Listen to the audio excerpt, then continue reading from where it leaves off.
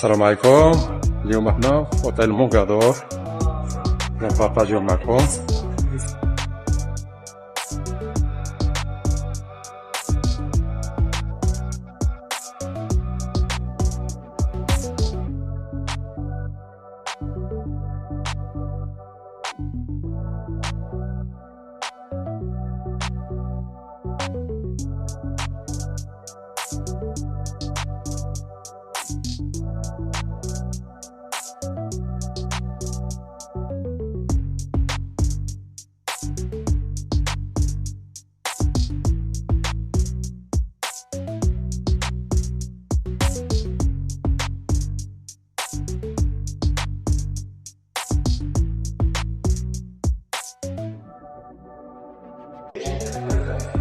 يلا شتي كبة.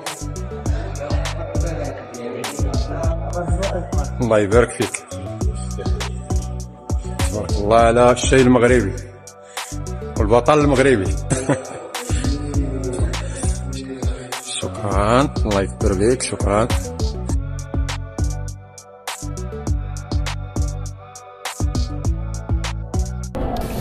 Bonsoir Monsieur Bonsoir. Louis Blin.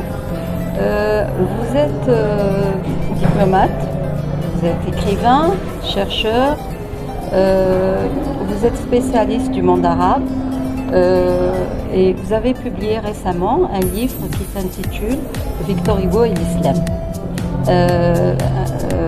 Un sujet qui nous interpelle tous en tant que Marocains musulmans.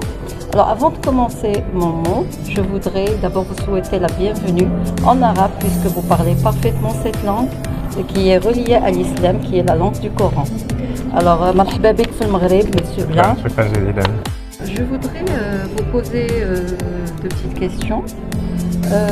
Comment Victor Hugo a-t-il abordé la question de l'islam dans ses œuvres littéraires?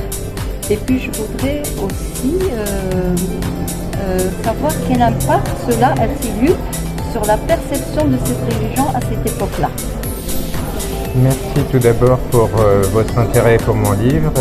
Je remercie l'association Lire Amal de m'avoir invité et de m'avoir permis de retrouver ce pays ami où j'ai laissé beaucoup de souvenirs à la suite de mes fonctions de consul général de France à Agadir. Je sais que les Marocains s'intéressent à Victor Hugo puisque ce matin, lorsque je visitais Casablanca, je suis passé rue Victor Hugo. Donc les personnes qui vont écouter ma conférence tout à l'heure sont des connaisseurs de Victor Hugo. Et c'est ça qui m'intéresse. Parce que Victor Hugo ne connaissait pas du tout l'islam, mais petit à petit s'en est imprégné au point d'en trouver une source d'inspiration. Et à l'inverse, les Marocains et les musulmans en général connaissent bien Victor Hugo et l'aiment parce qu'ils retrouvent dans son œuvre des valeurs morales qui correspondent à celles du Coran et de la religion musulmane. Et cela prouve que la civilisation française et la religion et la culture musulmane forment les deux faces d'une même pièce. Très bien, merci. Alors, vous m'avez confirmé que 67 maisons d'édition en France a refusé de publier votre livre.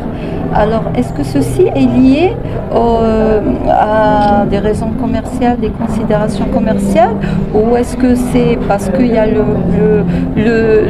sujet est relié à l'islam, ou alors pour d'autres raisons?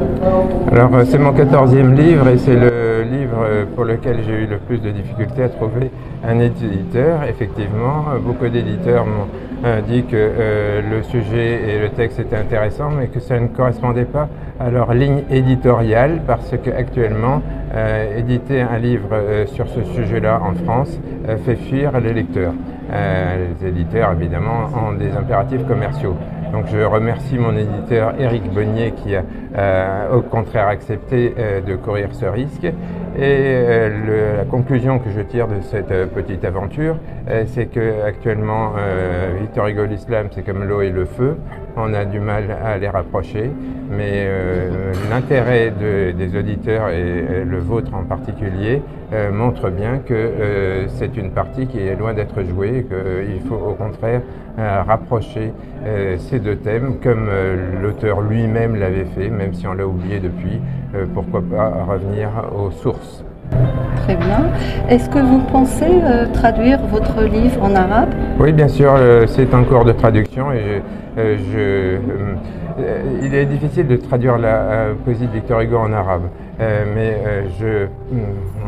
c'était un Libanais qui est un très bon traducteur qui actuellement s'y attelle et je pense que dans 3 ou 4 mois, cette traduction donc, sera publiée à Beyrouth et je veillerai personnellement à ce que la traduction des poèmes soit bien exacte. Très bien, je vous remercie, monsieur. Merci, c'est moi qui vous remercie encore. Et je vous souhaite مرحبا بك au Maroc. J'espère vous voir prochainement. Encore une fois, Casablanca. شكرا. Subscribe to my channel.